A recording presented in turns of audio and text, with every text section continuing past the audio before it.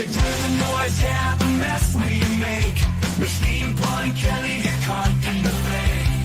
Facts and logic with a twist of chest. Strip it down to truth, yeah, forget the rest.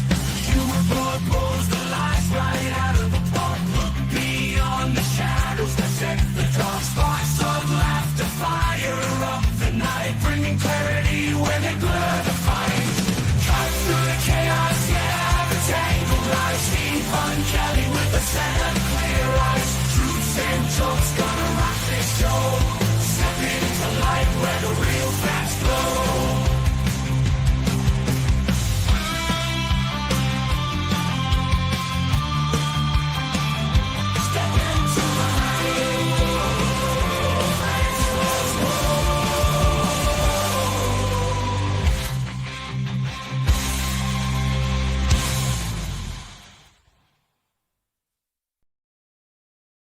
Hello and welcome to the Pun Show.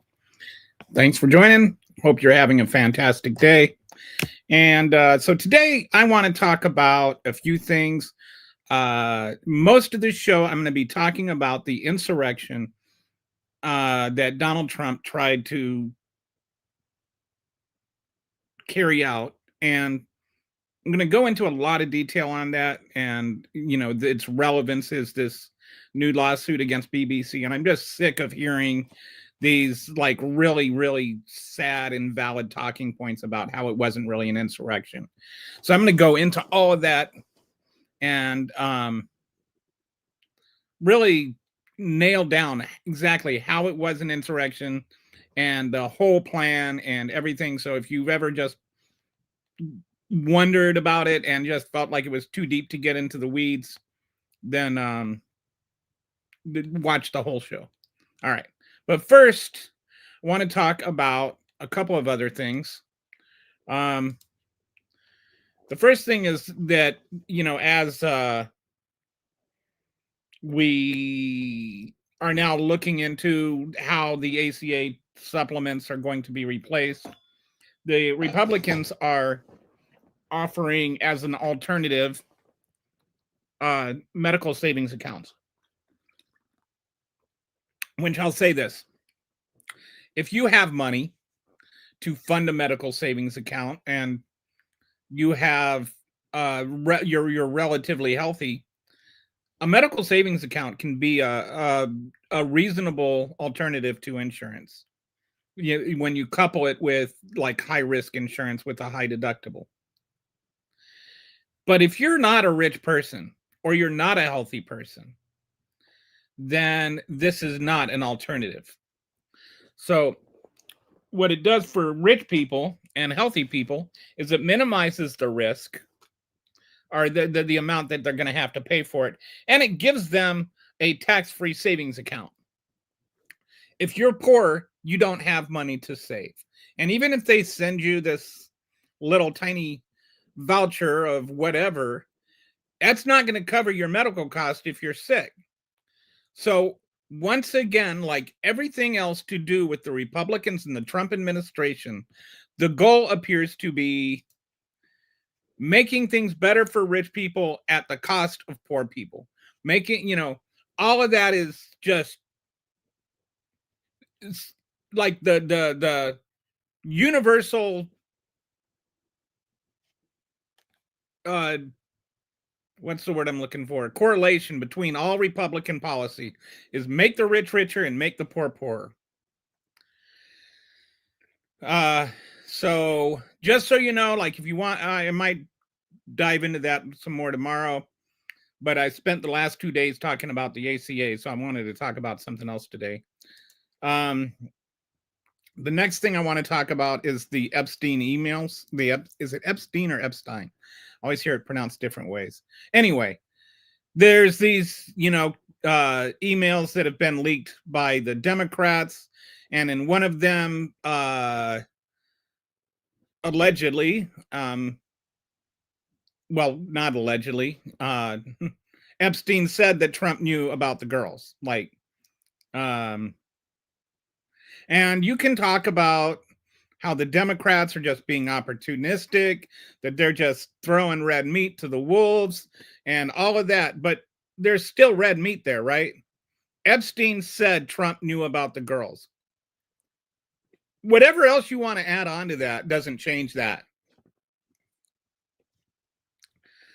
And you can talk about made up FBI investigations where he was the informant, but he never acknowledged that. He never said that.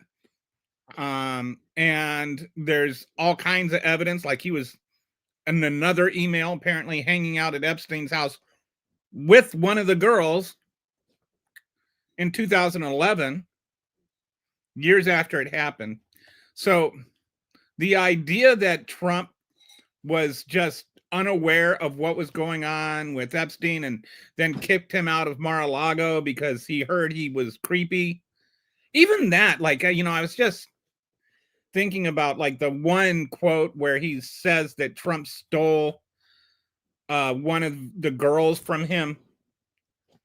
And it's just like, imagine how creepy you have to be to like talk about this woman or this girl that was raped and somehow make yourself out to be the victim of this crime.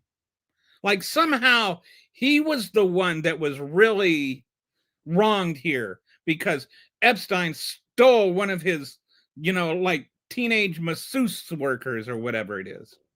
So anyway, wanted to touch on that, just weigh in.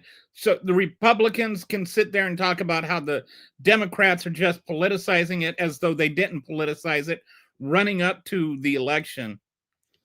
And so I think that they're really kind of, people in glass. This is literally a people in glass houses shouldn't throw stones situation. They threw stones, they broke the glass, and now they're trying to run from it. And the Democrats, you can argue the Democrats were being opportunistic. I'm not going to deny that. But they're being opportunistic about something they saw in the files. And the Republicans were all, just going after it until they saw the files. And then they're just like, oh, trust me, bro, it's damning to Clinton. Yeah, right. That's why you don't want to release them. That's why you won't even seat the representative from Arizona to force the emails to be released. Like, release everything or shut up. Like, you made your bed. Now you need to lie in it. I don't care if you can say the Democrats have a double standard. I don't care if the Democrats do have a double standard. I care that the victims are going just like with not getting the justice that they deserve. So yeah, you can just stop with your little crying about how double standard the Democrats have. You have the same double standard, and the fact that you both changed your song when you saw the files tells me an awful lot about what Donald Trump knew and when he knew it. And and you can say, well, she said that he didn't, have any knowledge of or any part in it. And it's like, I don't, even if he didn't like actually rape girls, which we don't know, and which I'm not conceding, but he knew about it. Epstein said he knew about it. And if he knew about it, why didn't he do anything about it? Why did he try to cover it up later in 2015? So, you can talk all you want about the Democrats' double standard. That does not change that you have one if you're complaining about it. And that does not change that Trump knew about the girls. And that does not change that the so-called oversight committee is covering up for him. All those things can be true at the same time. The Republicans can have a double standard and the Democrats can have a double standard at the same time. And in fact, if you're saying the Democrats have a double standard to justify the Republicans' double standard, then you have a triple standard where only Republicans are allowed to have a double standard. So yeah, chew on that for a while. Okay, now I'm going to go into the main thing I want to talk about today, which is this BBC lawsuit, where they're saying that they edited a speech in this program that showed only in England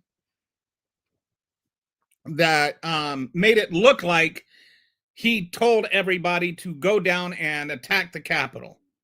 And they left out that he said peacefully. All right. So let's just frame this whole conversation accurately, because there has been so much lies, so much and it's even the mainstream media has backed away from some of the wording like insurrection, and they were referring to it as a riot. They've tried to make it sound like Trump is not actually didn't actually actively try to overthrow the government.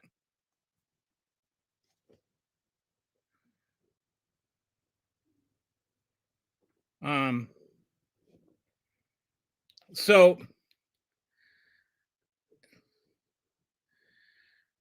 let's talk about the entire thing. I'm going to go through the timeline.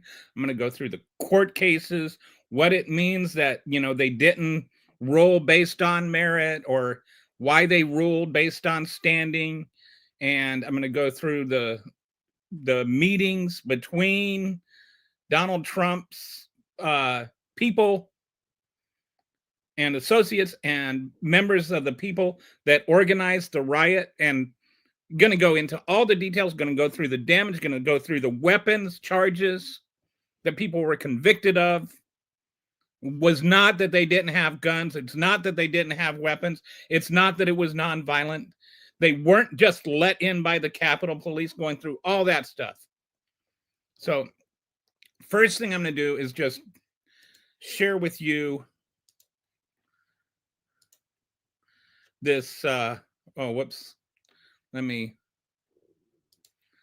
Okay. We're going to start with the timeline of events and the people who are involved. If I don't see your comments, then that's because I'm on a different tab reading through this. And anyway, there's some comment here about Magic Mike or whatever that it seems to have no relevance at all. So I'm just ignoring that. All right. So timeline to January 6, 2021. This is, the whole thing. So first of all, who were the key players? Donald Trump was president of the United States. He promoted false claims of election fraud and called supporters to Washington, D.C. on January 6th, right? Like, that's not disputable. Roger Stone was a Trump ally and operative key link between Trump campaign and extremist groups. Member of encrypted Friends of Stone chat. Michael Flynn, a former national security advisor who, was like convicted of crimes before this, advocated for with Russiagate, which was also a real thing. He's a former national security advisor, handpicked by Putin, by the way. He had advocated for martial law and seizing voting machines. He was also in contact with the Oath Keepers. The Proud Boys, headed up by Enrique Tarrio. He was a far right. That was a far right extremist group. He was convicted of seditious conspiracy. He coordinated with Stone and led the Capitol breach, even though he wasn't technically there. He planned the battle, so to speak. And then Oath Keepers, Stuart Rhodes, headed up by a guy named Stuart Rhodes. He was the anti-government militia founder of. He was the founder of Oath Keepers, and he was convicted of seditious conspiracy too. So they say, oh, nobody was convicted of sedition. No, 2 people were convicted of sedition. So let's stop pretending like calling this an insurrection has no legal basis. It absolutely does. There was a sedition to try to overthrow the U.S. government. People were convicted of it, and Donald Trump played a part in it. Donald Trump didn't just play a part in it. In fact, Donald Trump was the leader of it. All right, so now let's go start with Election Day. Joe Biden defeats Donald Trump in the presidential election. Trump immediately declares victory while votes are still being counted and demands counting be halted. Well, he demanded counting be halted in some states and that it be finished in other states. And let me just say, counting was going to go to the end no matter what. And they kept characterizing the counting, the ongoing counting in states like Arizona, or no, I'm saying on the states like Michigan and Wisconsin, in Pennsylvania, as votes still coming in. Like, oh, these votes keep coming in, as though they just came in. These votes were cast before election day or on election day. Most of those votes were cast long before election day. So they didn't just keep coming in, they just started getting counted. And there was some people saying, hey, look, we can count these early and avoid this fiasco. But Trump knew he was going to lose, and so he wanted this fiasco. So he put pressure on states to not count the votes ahead of time. Everyone knew this was going to happen. Everyone knew that there was going to be this backlog of mail-in ballots that were going to take forever to count. This was part of his plan from the outset. He wanted to complain that the election was stolen. That's why he was saying the election was stolen and spreading misinformation about the stolen election before the election was even finished. And that's all part of the whole grand scheme, which we'll get into. So then, on November 7th, Biden was declared the winner. All the major networks, and I think Fox was the first one, major networks declared Joe Biden president-elect. Trump and allies began pushing false claims of widespread voter fraud. Roger Stone starts organizing Stop the Steal movement. So they started this whole thing that the election was stolen, and it was not stolen. I just cannot emphasize enough. The election was not stolen. 81 million people really did vote for Joe Biden. You can deny that all you want. You can chortle, you can chuckle, you can, make your little snide comments, but it actually happened. 81 million Americans actually voted for Donald Trump, or for Joe Biden, and 74 million voted for Donald Trump. Joe Biden won the election. Period. End of story. And I'll say the same thing in 2024. Donald Trump won the election. I don't think that election theft is even plausible. Like, there's just too many scenarios for it to happen. So I'm not like sitting there, like saying on the one hand, oh, the election with Joe Biden wasn't stolen, but the election with Donald Trump won was. No, neither election was stolen. So on November 7th, Biden declared the winner. November 9th, the Oath Keepers already started planning violence. Remember, stand back and stand by? Well, now it was time to step up. Oath Keepers leaders hold my members-only online conference. Leader Stuart Rhodes outlines a plan to stop the transfer of power, including preparations for using force.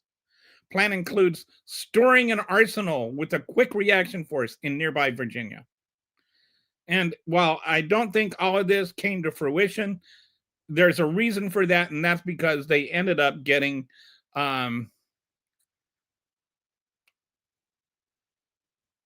put in with the other plan, which we'll get into later when they start coordinating with Roger Stone and Enrique Tarrio and the Proud Boys.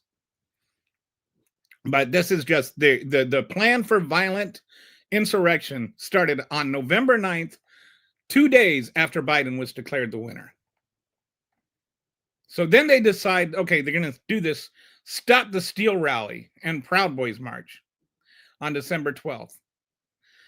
This isn't the one that happened on January 6th. Different one. 200 Proud Boys march near Freedom Plaza dressed in combat fatigues and ballistic vests. Violence erupts with forced stabbings and at least 23 arrests.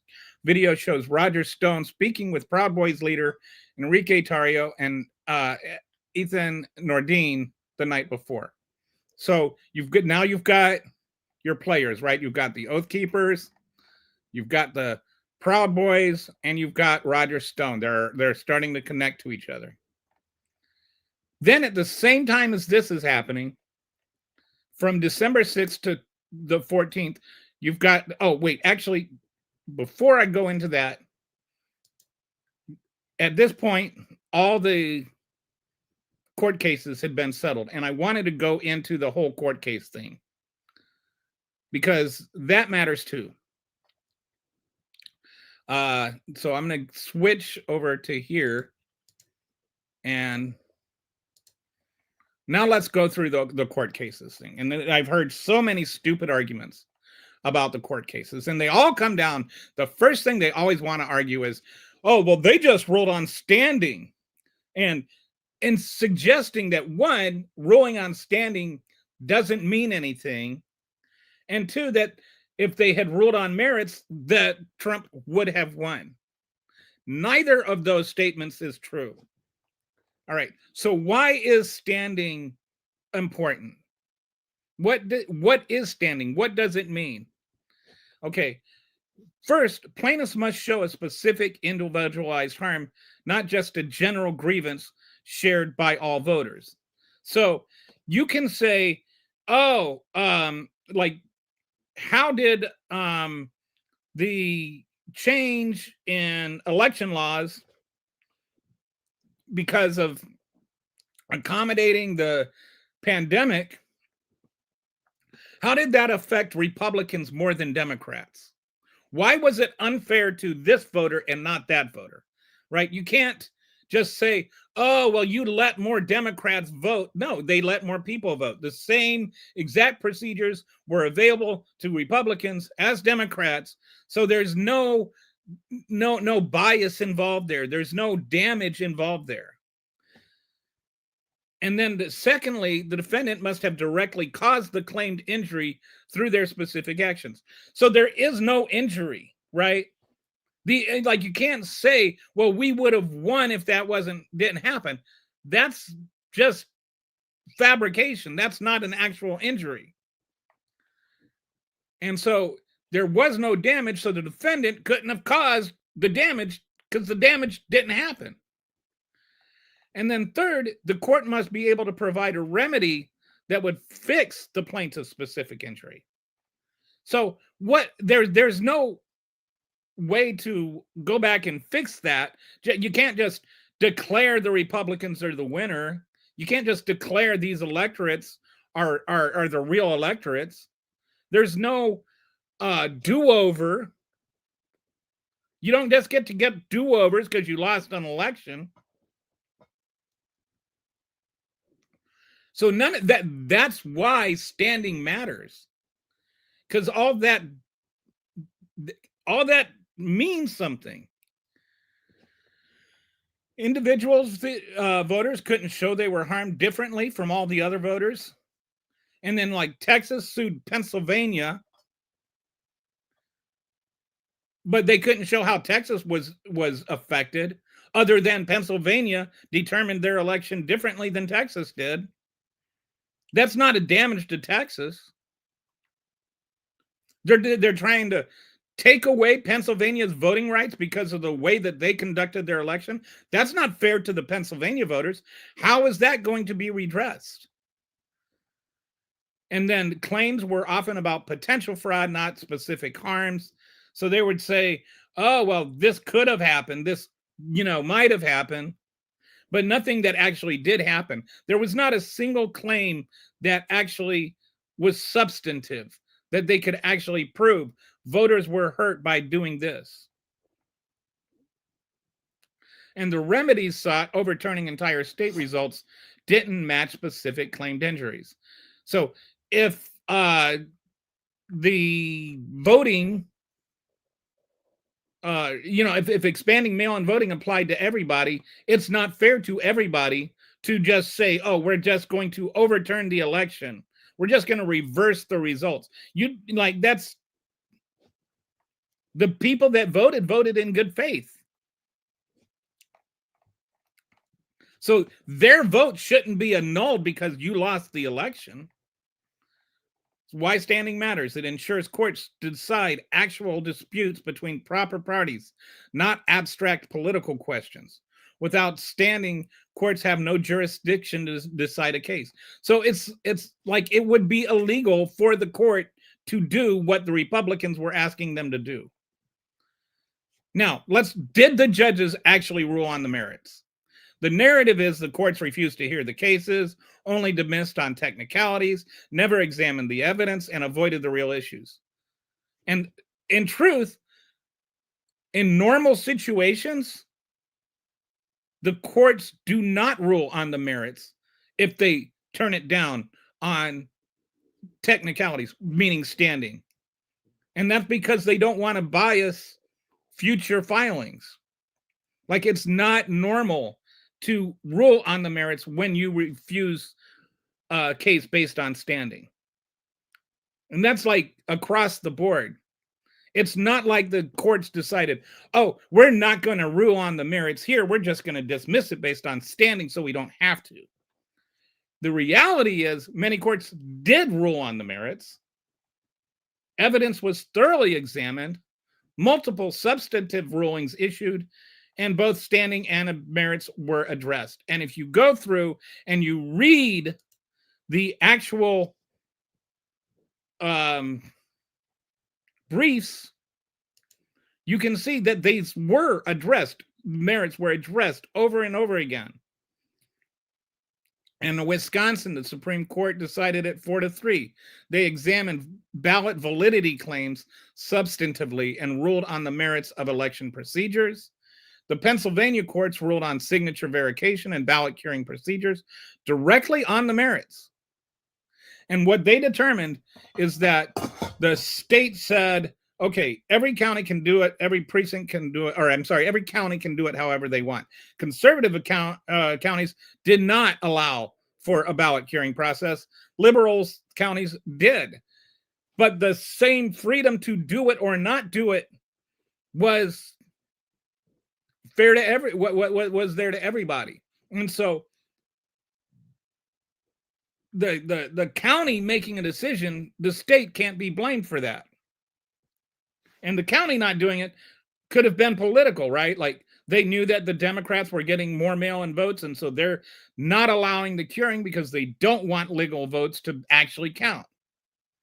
So how do you redress that? How do you fix that? By throwing out people who voted legally? By throwing out their votes? How is that an appropriate remedy? The Arizona judges examined all the Dominion machine claims thoroughly and found no evidence of manipulation. And since then, there have been, like, I don't know how many audits and recounts and whatnot, but this is the most thoroughly reviewed state of them all, and there was never any fraud found by anyone. The Michigan courts reviewed fraud affidavits and found them insufficient, addressing evidence quality directly. There was like some weird things, like somebody said something about how a catering van with Biden on the door, it said Biden Harris on the door, and they came out and they dropped off all these ballots, and there was this affidavit about it. That's not proof. That's just an unfounded allegation. Nobody else saw it. Like, this one person was the only person that saw this, and there's no evidence that this ever happened, and it just happened. And, like, just stop, you know. Georgia courts, multiple cases examining specific fraud allegations substantively across counties. Not one of these, not like these were all states where they did rule on the merits, and they did so even though they didn't have to.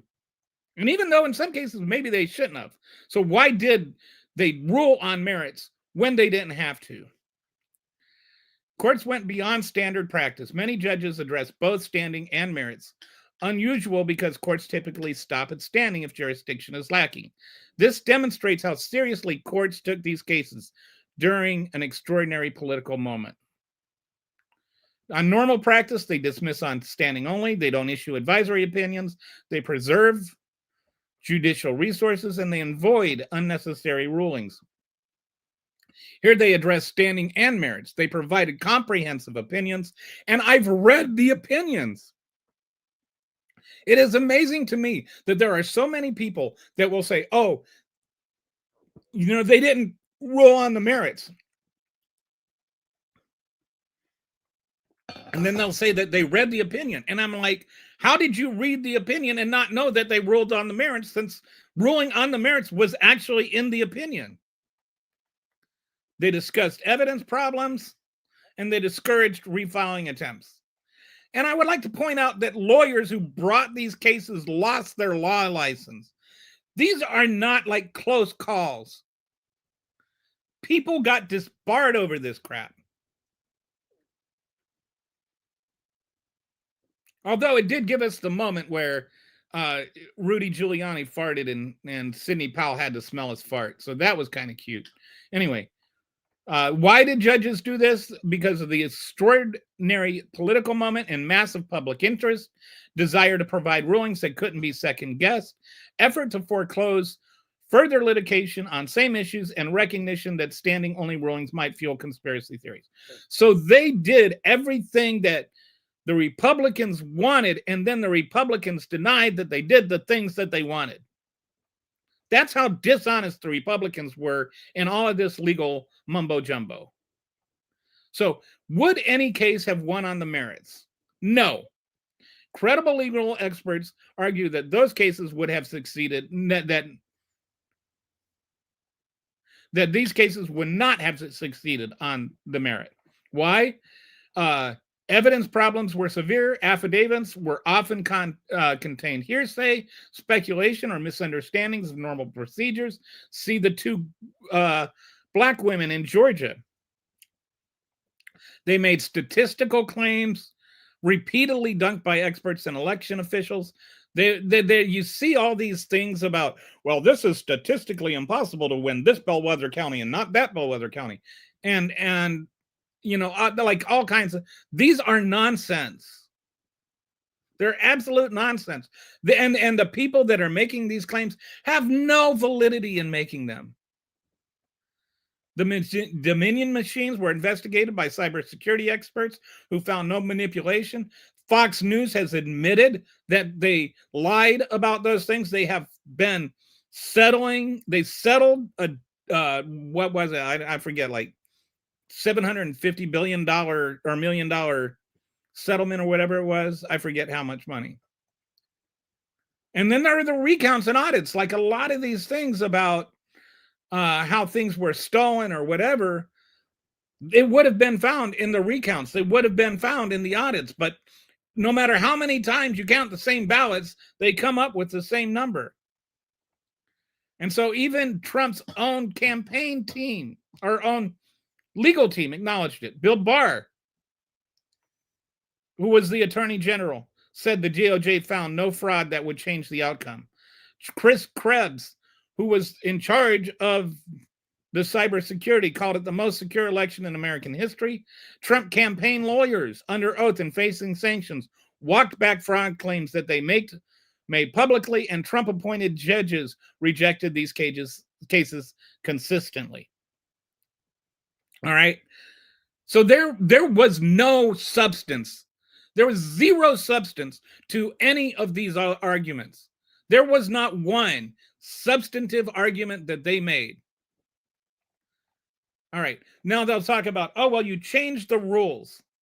You changed the rules right before the election, as though this was like an arbitrary thing. There was a pandemic going on that was killing over 1 million people, and people didn't want to choose between voting and dying. So some states decided, you know what, we're not going to make people risk their lives. We're going to let them mail in their ballots. And so they changed their voting procedures. They extended deadlines for receiving mail ballots to account for postal delays. Remember how Trump tried to rig the whole mail system by firing the chief postal guy and slowing down the mail so it would take longer to get there? Yeah, so do I. They relaxed the signature thing. This was like, when you send in mail and ballot, they check your signature against the one on hand. But not everybody always signs their name in the same way. And sometimes when you first get your license, you sign your name differently than you do like later. Like I've got a little bit of arthritis, and I got my driver's license here in Texas 15 years ago. So when I signed my name, now it's slightly different because my fingers aren't able to hold the pen the same way. So what they did is they said, okay, if your signature doesn't match, you can cure your ballot. You can come and you can show your ID and affirm that, yes, you voted this ballot was yours. They didn't just count them. They didn't just say, oh, we're just not going to match signatures. They gave people an opportunity to show that they actually voted. They had more drop boxes so that you could, drop off those boxes. And you've got that stupid movie by the stupid guy, can't think of his Dinesh, the 20,000 mules or 2,000 mules or however many mules it was, and he used an upside down map of Moscow to prove that there was like illegal voting in Georgia, or he would you were allowed to drop off ballots for family members, and so he would show black people like dropping off multiple ballots, which was legal, as proof that there was fraud. So then, there was the ballot curing, which goes back to the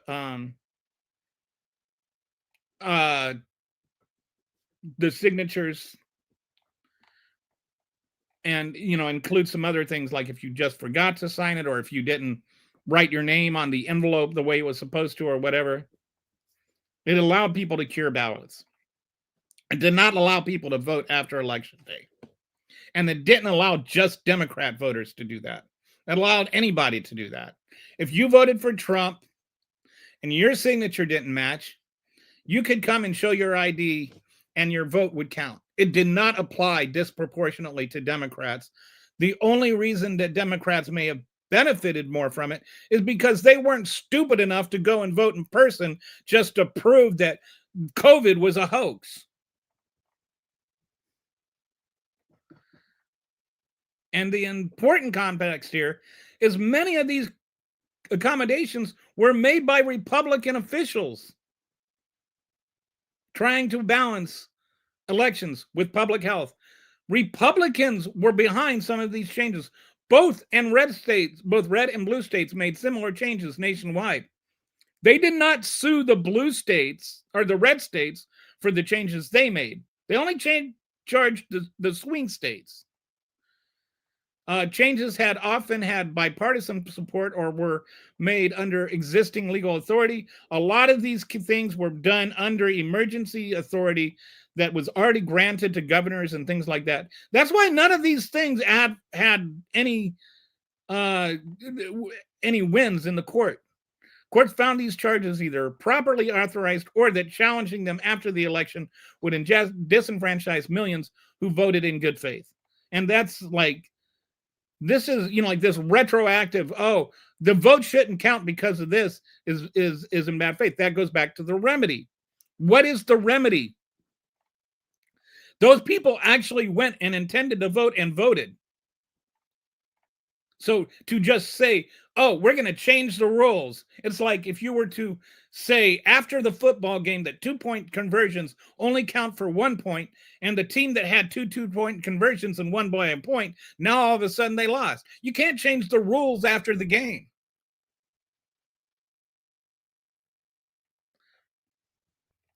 States have had broad constitutional. So this is the next thing. States determine what their what their election laws are. The federal government cannot tell the state how to run its elections. This is universal. That's why Texas makes it so hard to vote. Texas has the stingiest voter laws, and a state like California has very I don't want to say they have very free voting laws. They make it a lot easier to vote. You can do universal mail-in ballots. In Washington, you can do universal mail-in ballots. You don't need an excuse to mail in your ballot, and there shouldn't have to be one. But California can have its laws, and Texas can have its laws. Texas can't tell California what to do, and California can't do what Texas can do, and DC can't tell either one what to do. But they were making this argument that only state legislatures can set election rules. This was based on one little sentence from the Constitution that has never been interpreted that way before. Governors regularly sign and veto election laws, right? Like the legislature can't just pass a law and the governor is ignored. The governor can still ignore it, can still veto it or sign it. So doesn't that imply that the governor has some say in it and not just the state legislatures? State courts interpret election statutes, so the state courts have a say in things. Election officials exercise discretion, and state constitutions constrain legislatures. So there's all kinds of limitations on what the legislature can do, and there's all kinds of other people that have a say in it. So this is why the whole notion that, oh, only the state legislature can change the voting laws is just hokey. In Moore versus Harper in 2023, the Supreme Court rejected the extreme independent state legislature theory. So now the Supreme Court has ruled on this, and this was a Trump Supreme Court. This is the same court that overturned Roe versus Wade. So bottom line, most of the 2020 charges were made under existing statutory authority already granted by the legislatures. Many states had laws explicitly giving officials emergency powers. Charges were consistent with state corporate interpretations of existing law, and the argument that only legislatures could act even during a pandemic emergency was inconsistent with how American elections have always functioned. So summary, standing matters. Many judges did rule on the merit. There is no credible evidence of any thing that would overturn even one election, much less the whole election. Even one county, much less the whole election. The strongest cases were about a procedural authority to make a pandemic accommodations that were overturned or that were ruled on by the Supreme Court in 2023. And states control their own elections through normal governmental procedures, not legislature alone. So if you want to get into the legality of the election, or the whether or not the Republicans had their day in court, they absolutely did. But now let's go back to the timeline. And we're going to pick up with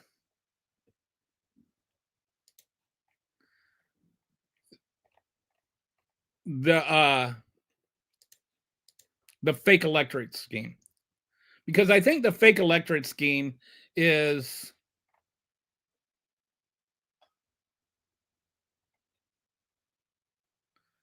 I don't know what. There's some of these comments you people make are just weird. Toe Tickler Timmy might be in your closet. Please, what a weird thing to say. I think that there's like this whole culture of MAGA that has like all these inside references and stuff that's all based on weirdos. Anyway, I think that might be some kind of reference to Tim Walz. I don't know. So we'll go back to, they knew they were going to lose the election now, right? They knew they were going to lose it. They knew they had already lost it. And so they decided they're going to come up with this alternate electors scheme, where they're going to get people claiming to be the real electors from the states. And then the whole plan was you get these fake electors, and then the fake electors show up to cast their votes. Then you have representatives and senators like try to challenge the actual results and then substitute in the fake electors for the real electors.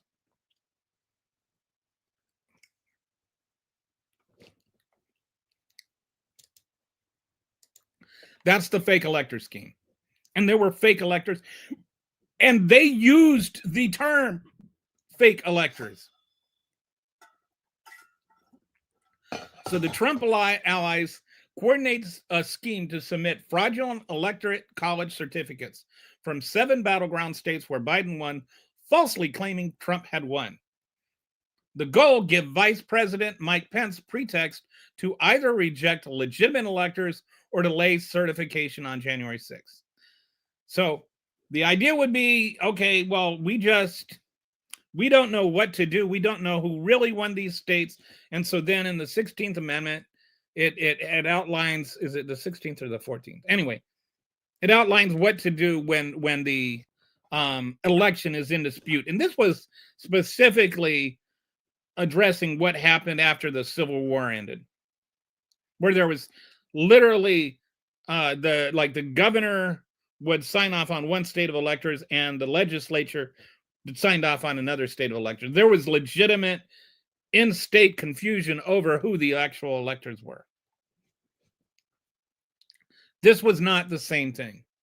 There's nobody in the government that was authorizing these these electorates. They just said, "Oh, we're the real electors," and they showed up with these forged certificates. It would be like if I just decided I was going to be an elector and I was just going to show up with, Peter, Paul, and Mary, and then we were going to be the 4 electors. Like, you can't just decide you're the real electorate. But that's what they did. So December 7th and 8th, Trump asked for research into whether fake electorate scheme would be possible. So this notion that Trump did not know what was going on is denied right there. He was literally asking them to do it, to research into this. Ken Cheesebro, oh man, this one I had a lot of Cheesebro jokes.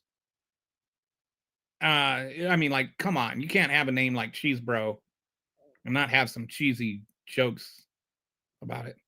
So anyway, Cheesebro emails Jim Trupis about importance of fake electorates voting on December 14th. And that's where the term fake electors comes from, is from that email.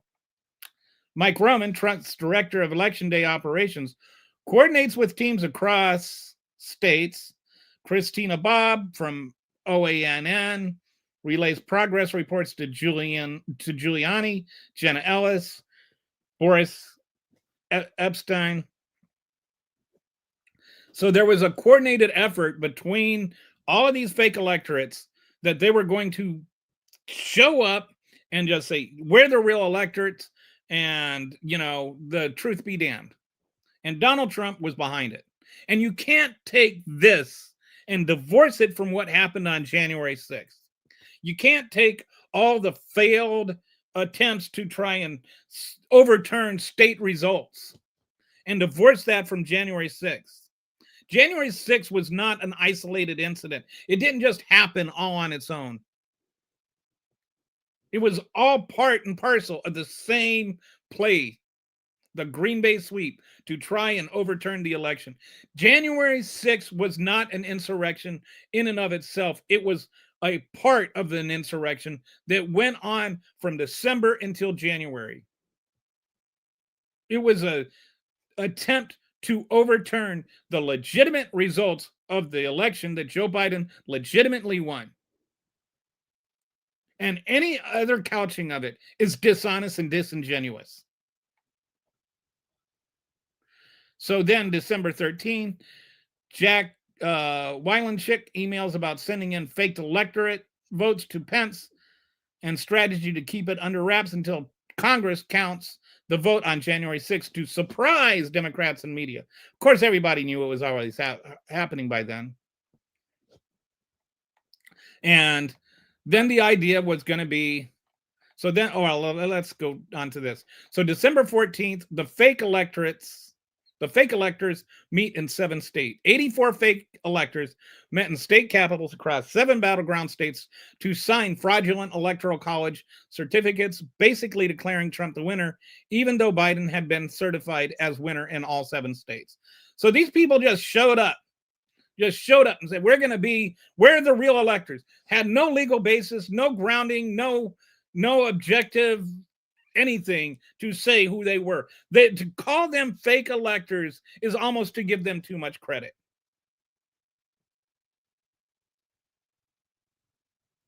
They all tried to steal the election. They all lied and said that they had the authority to say what they were saying. They all lied and said Trump won when Trump didn't. And Trump knew this was happening. Trump arranged for this to happen, if not directly, then through his subordinates. So in Arizona, some of the electors were charged in 16. They were all indicted. Some took immunity deals. I think one pled guilty. In Michigan, there were 16 fake electors, all charged with felonies. Nevada, all 6 were charged. In New Mexico, 5 fake electors, including contingency language, and 20 fake electors. In Pennsylvania, 10 fake electors in Wisconsin, all charged, some settled. They signed certificates declaring themselves duly elected and elected qualified electors, and sent those things to Congress, the National Archives, and state officials, even though legitimate electors had already been cast for Biden that same day. This is against the law. You can't sit there and talk about how you're the law and order presidents while making it, while apologizing for people that broke the law, that tried to literally steal the election. You, like, the most projection that Donald Trump ever projected is accusing Joe Biden of trying to steal the election. That's what all of this was. And you cannot, again, I cannot express this enough. You cannot deny, or you can't divorce this from what happened on January 6th. When you're talking about what happened on January 6th, you cannot exclude the fake electorate scheme. The whole thing hinged on the fake electorate scheme. The whole idea was that Mike Pence would illegally and unconstitutionally declare that there was some doubt into who won. When that didn't happen, Donald Trump tweeted that he wasn't going to cooperate, and then immediately the riots started. So you cannot tell me that what happened on January 6th, had nothing to do with the electorate scheme. So on December 18th, 2020, there was a 6-hour explosive Oval Office meeting with Sidney Powell, Michael Flynn, and Overstock CEO, which, why he was there, I don't even know. Patrick Byrne arrived without appointment and pitched Trump on seizing voting machines, declaring martial law, and appointing Powell as special counsel. Meeting devolves into a screaming match. The White House counsel and advisors forcefully reject the plan. Donald Trump, though, wasn't quite so receptive to just denying it. So he's still ready to push this. And this is the one where Cassidy Hutchinson drew ire by telling the truth. She texted that the West Wing is unhinged, and then she went and she talked to the January 6th committee about it. You had Mike Flynn photographed with Oath Keepers outside Capitol outside the Capitol 6 days earlier. So then this was December 18th. The next day, Trump says, we're going to have this Stop the Steal rally. Be there. It's going to be wild. So this is just hours after the meeting ended. Trump tweets at 1:42 a.m. Statistically impossible to have lost the 2020 election. Big protest in DC on January 6th. Be there, will be wild. So he ran with this. He pushed this. You want to tell me that this tweet wasn't contingent on this meeting? It wasn't the direct result of that meeting? Immediate impact. Kelly Meggs from the Oath Keepers calls Enrique Tarrio, who is the Proud Boys chairman. Now that's when you start getting the Proud Boys and the Oath Keepers locked together. They both were doing their own little violent, plans already, but now they're like, okay, let's coordinate. So Meg's post on Facebook pledging Oath Keepers will work together with Proud Boys and 3 Percenters. Far-right groups began aligning and coordinating for the first time. This happened after the insane meeting. Like, they talk about, oh, well, you had some of these violence would have happened, whether or not Trump did it. Trump got them to coordinate together.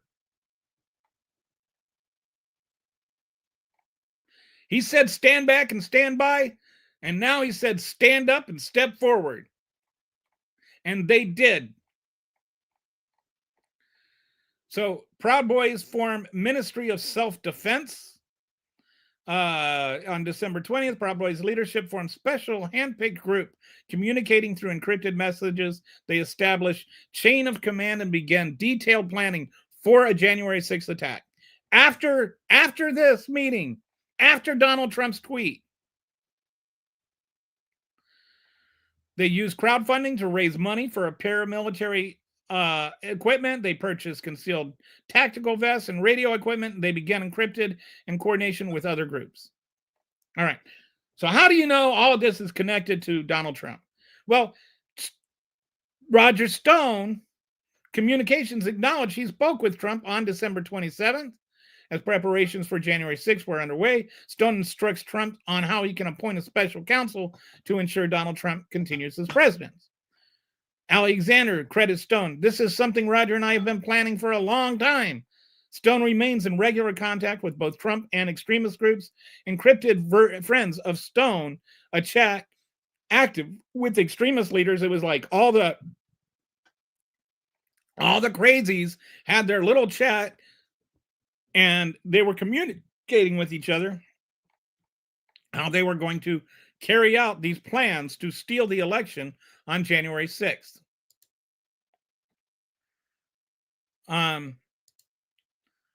So then the Proud Boy leaders announced the plan to go incognito on January 6th by not wearing traditional black and yellow garb. One leader posts, I am assuming most of the protests will be at the Capitol sick. Because he spelled Capitol, it should be OL, building given what's going on inside. Then on December 30th, 1776 returns document. Proud Boys leadership receives document titled 1776 Returns, calling for occupation of crucial buildings on January 6th, arguing supporters should storm the Winter Palace, an apparent reference to attacking the Capitol. And I forget which one it was, whether it was Marjorie Taylor Greene or Lauren Boebert, but one of them tweeted 1776 like right before it happened. So the other thing is you had all these congressmen and senators, including like people like Ted Cruz and all the ones that voted against the electorate, the actual electors, were doing so in coordination with this plan. They weren't denying that they didn't really have any sincere, authentic belief that those were not the real electors that they were denying.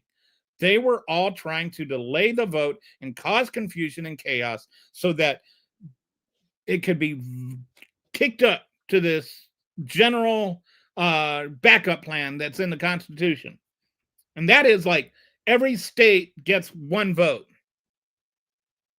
And they determine the state vote by, like, in all the senators and legislatures, or all the senators and representatives combined in a state get to vote, and then the winner of that state, that's the actual state's vote. So like North Dakota would have 3 people, 2 senators and 1 representative. They all vote for Trump, and then all the electors and all the representatives and senators in California get 1 vote. So then California and North Dakota end up getting the same amount of vote. And so it's like the Republicans just have more states, and so that was how they were going to win the election.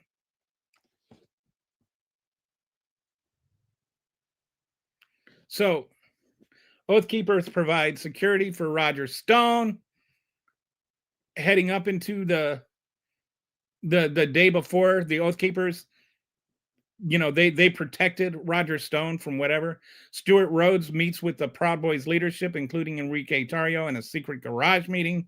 Trump directs Meadows, according to Cassidy Hutchins' testimony.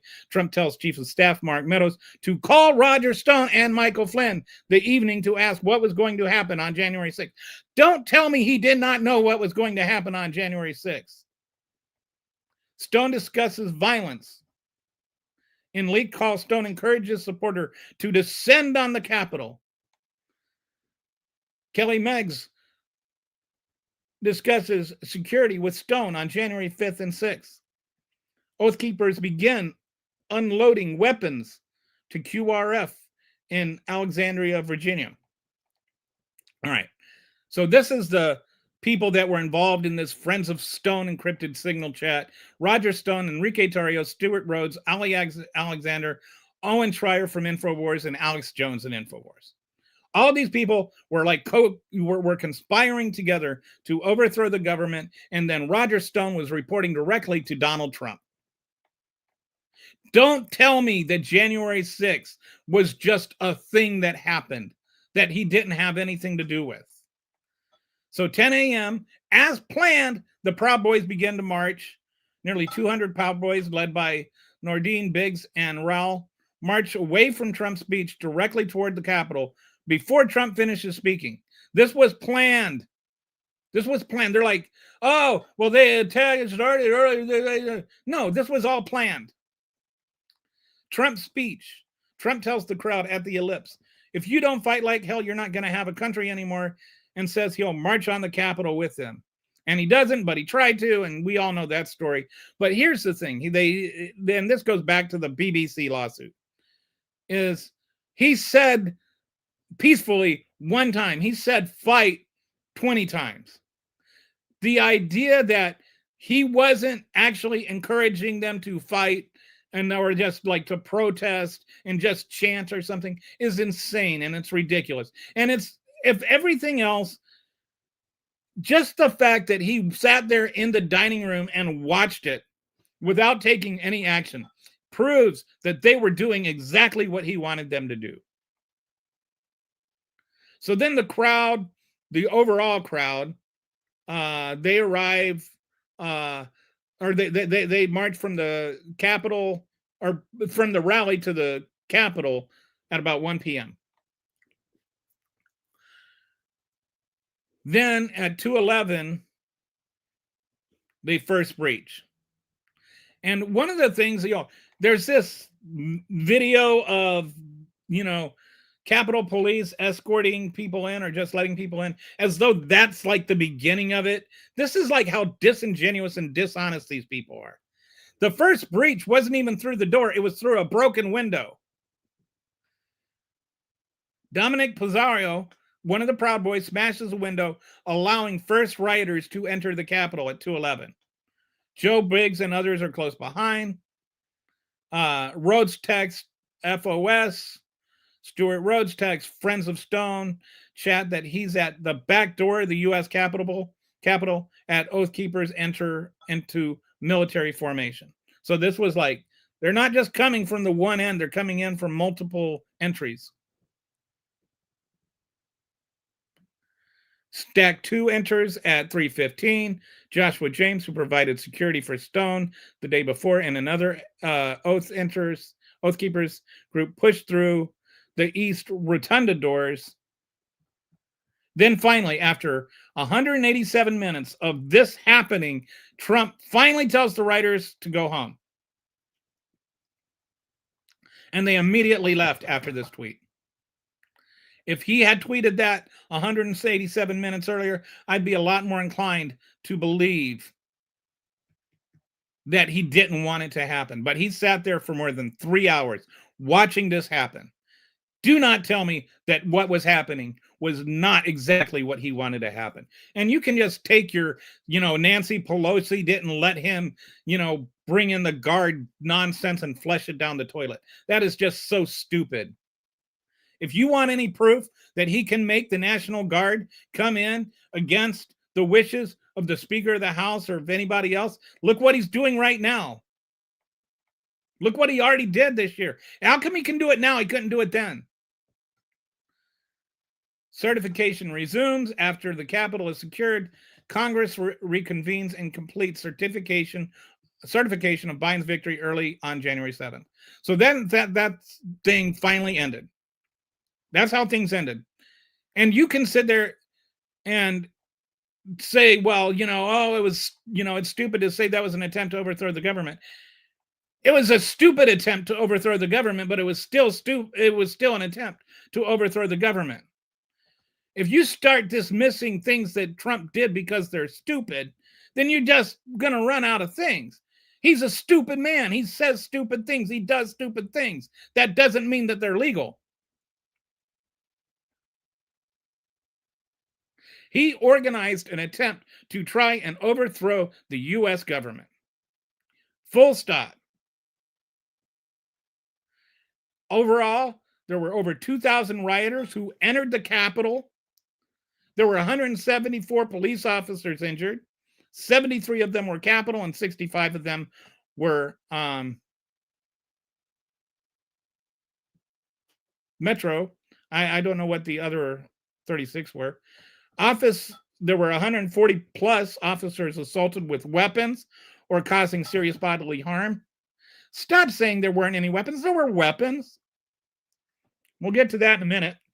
There were 5 deaths within 36 hours, including one officer who died of stroke after assault. And yes, the rioter who tried to charge through a broken window of a barricaded door with multiple Secret Service agents with guns pointed at it got shot because they were trying to protect the Vice President of the United States. Stop with this lunacy that she was somehow the victim here. There were 4 police officers who died by suicide in the days or weeks that followed the attack, and there were 1,532 people charged with federal crimes. Overall, they did $2.7 billion of property damage, including $30 million in Capitol building repairs, $3 million in cleanup and restoration, the Capitol police expenses, DC Metro police costs, federal agency response, the security enhancements, and ongoing investigations.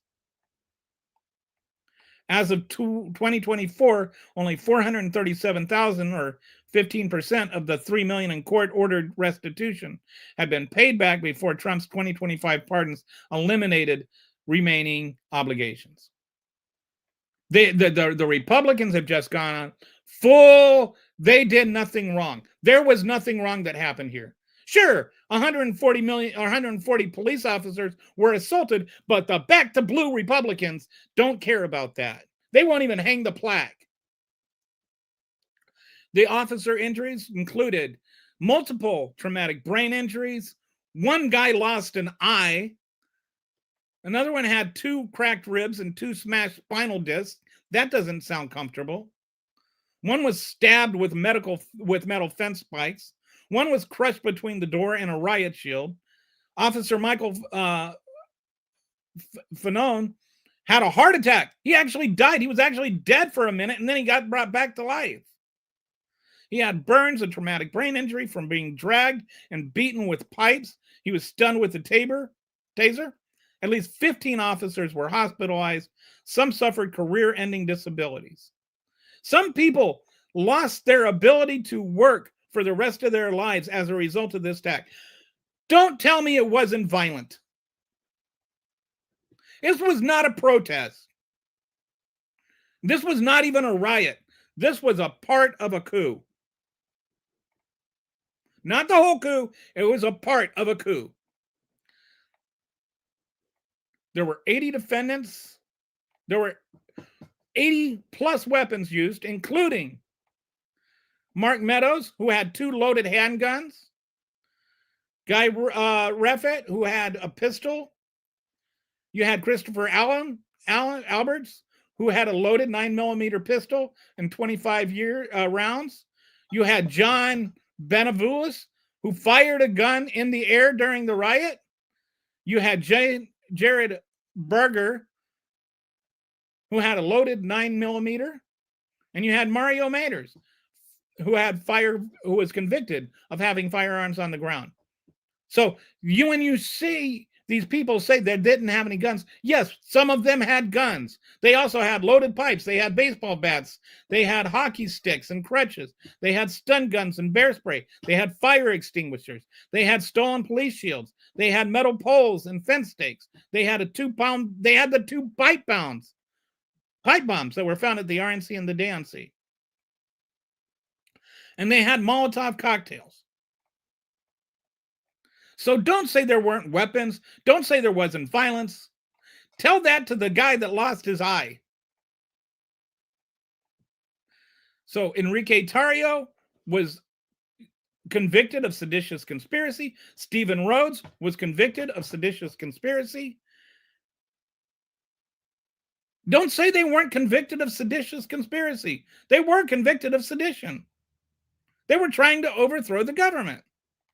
Other Proud Boy leaders that got significant sentences were Ethan Norton, Joseph Biggs, Zachary Rehl, and Dominique Pizzola. And I don't care that they're pardoned. That's just more corruption from Donald Trump. They still did that. They still tried to overthrow the government.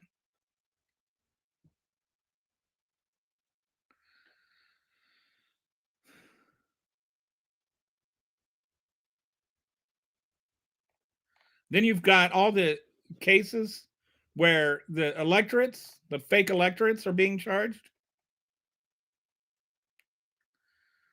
Of course, now they can only be charged by states and not the federal government because of the guy's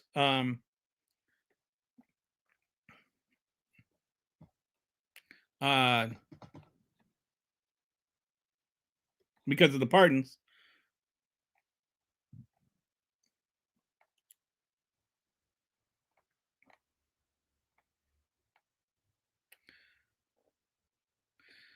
So you look through some of these weirdo. It's all because of the rhetoric, starting with the Obama whatever. No, it wasn't. I don't know what wasn't, but I'm sure it was. The status quo changes every 10 years based on young retards' interests. I don't even know what that's supposed to mean. Go watch Trump telling people to be peaceful. Yeah, well, watch him go say, again, I think I've addressed this quite thoroughly. Dang, you're insane. People with crutches, dude, you're reaching. So this JT guy really is sort of just full on immune to logic and facts. Okay, stop doing drugs. You're fake AF since you can't respond. Just like the Democrat Party. So yeah, I what is there to respond to? Just nonsense.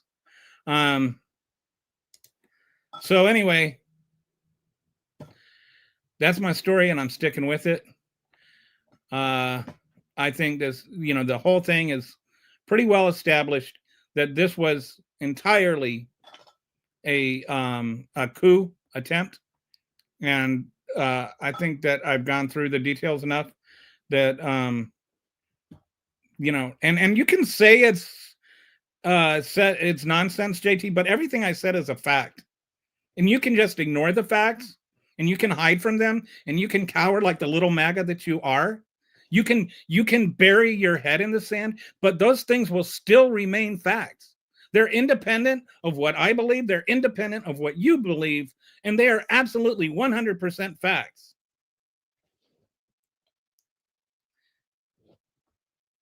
All you can do is name call.